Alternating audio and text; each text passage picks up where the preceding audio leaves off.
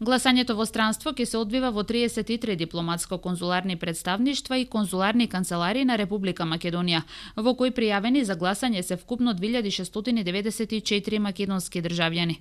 Така во сабота гласање за референдумот ќе има во дипломатско-конзуларни представништва и конзуларни канцеларии на Република Македонија во Берн, Венеција, Љубљана, Виена, Торонто, Лондон, Бон, Хаг, Берлин, Мелбурн, Канбера, Брисел, Стокхолм, Париз, Рим, Копенхаген, Вашингтон, Детройт, Прага, Абу Даби, Белград, Подгорица, Анкара, Атина, Букурешт, Истанбул и Будимпешта. Најмногу пријавени за гласање има во Берн 321, Венеција 264, Љубљана 217 и во Виена и Торонто каде изјаснување ќе има за по 151 македонски државјани. Најмалку само 10 се пријавени за гласање во Будимпешта, 13 во Истанбул, 14 во Букурешт и 15 во Атина. Доколку некој од пријавените граѓани за гласање во дипломатско-конзуларните представништва и конзуларни канцеларии на Република Македонија за референдумот допатуваат во Македонија, нема да може да го оствара тоа право во земјата, бидејќи неговото име ќе биде во посебните изводи од избирачкиот список наменети за дијаспората. Гласањето во дијаспората во сабота започнува во 7 часот наутро и завршува во 19 часот по локално време. Државната изборна комисија изборниот материјал го предава на Општинската изборна комисија најдоцна во рок од 72 часа пред денот определен за одржување на референдумот, односно најверојатно во четврток наутро кога материјалот директно од печатницата Киро Дандарово Битола, која го доби тендерот да испечати 1.806.336 гласачки ливчиња, онолку колку што има запишано гласачи во заклучениот избирачки список. Тие ќе бидат дистрибуирани до општинските изборни комисии. На својата веб страница Државната изборна комисија го објави упатството за начинот на доставување на гласачкиот материјал од општинските изборни комисии до избирачките одбори во сите 3480 избирачки места во земјава.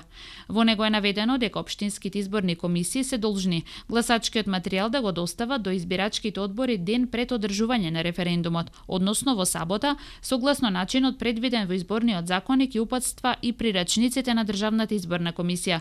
При тоа општинските комисии се задолжени да обезбедат најмалку 3 понуди од економски оператори кои ќе го спроведат транспортот на недоверливиот и доверливиот гласачки материјал, да извршат евалуација на пристигнатите понуди и да изберат најповолна понуда, а тоа треба да биде таа со најниска цена, а со најповолниот понудувач да склучат договори.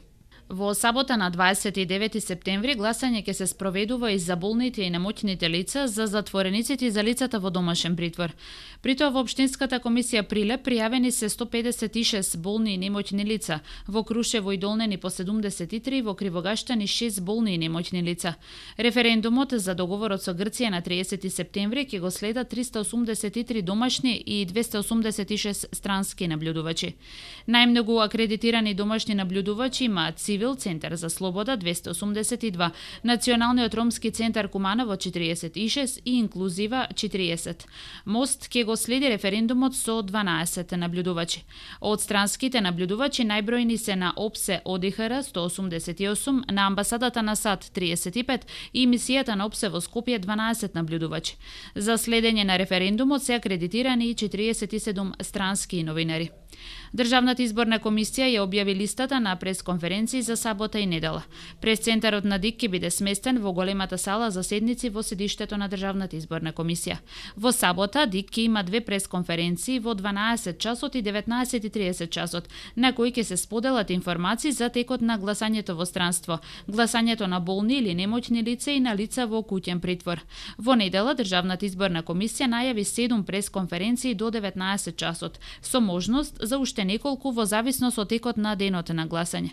Првата пресконференција се очекува во 9 часот наутро, а во 18:30 часот јавноста ќе се информира и за техниката за пренос на резултати.